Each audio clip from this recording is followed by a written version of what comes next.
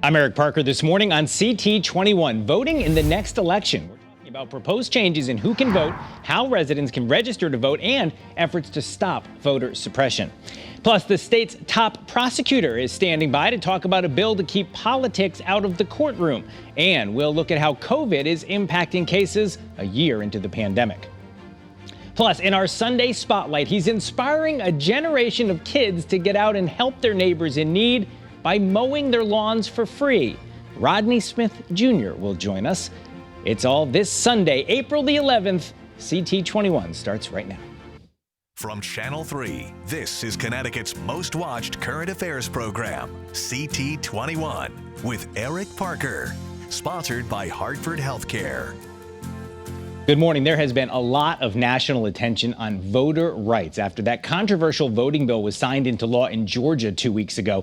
Democrats argue the law suppresses voters' rights.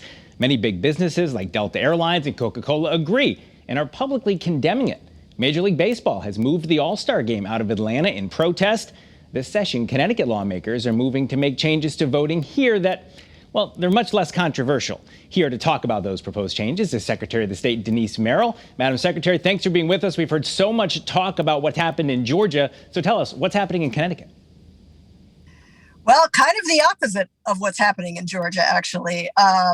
In 2020, for the first time, voters were able to vote by absentee ballot, even if they didn't have a, quote, excuse as required by our Constitution, because we had an emergency.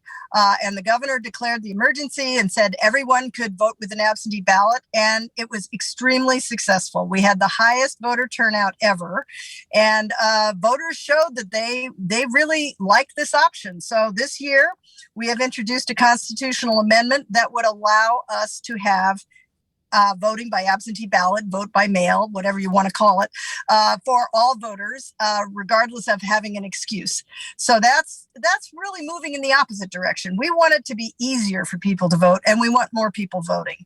The second constitutional amendment we're introducing would allow Connecticut to have early voting. That is, more days of voting, like 45 other states already have. We happen to be pretty restrictive in these ways. So that's the second measure that I'm hoping will pass this year. One of the things we saw pop up during that unprecedented 2020 election was those boxes that came outside of all the many town halls and city halls. How did that work? And one of the big concerns about all this absentee voting is ballot security. What do you say to critics about that? Yeah, the ballots are very secure. Ballot boxes we were able to purchase this year for the first time for Connecticut. Again, most other states already use these.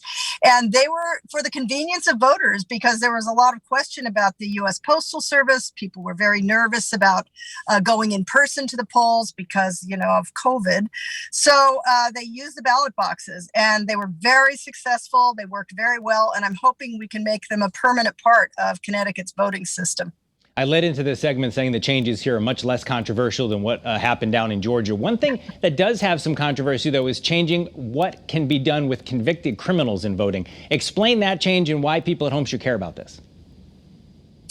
Well, right now, again, Connecticut's a little more restrictive than most states. We allow people to regain their right to vote if they have completed their sentence, they've been released from prison, and they are now on probation in the community. And my view is if someone has paid their debt, they're in the community, they ought to be able to regain their right to vote. This has become very important since we had a large prison population for many years now. And a lot of these folks are back in the community. They want to be, they're still citizens. They want to be part of our system. And I think they deserve that right. The change would be we would also allow people on parole to get their voting rights restored. Right now, you have to be off of parole as well as probation. So it's a relatively minor change, honestly, but it would mean it would be consistent.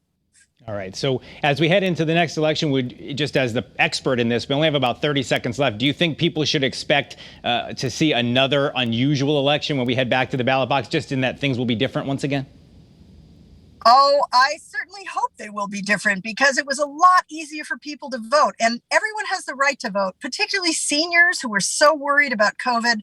I just don't think anyone should ever have to choose between their health and their vote. Now, hopefully by November, things will be different. But I think I'd like to see a permanent change where we make it as pleasant as possible with as few lines as we have had. We've had lines in the past. I'm hoping that will all go away and we'll have a much better voting system if these measures pass this year. All right, a lot of potential changes. Denise Merrill, we appreciate you breaking it all down for us this morning. Thanks for being with us.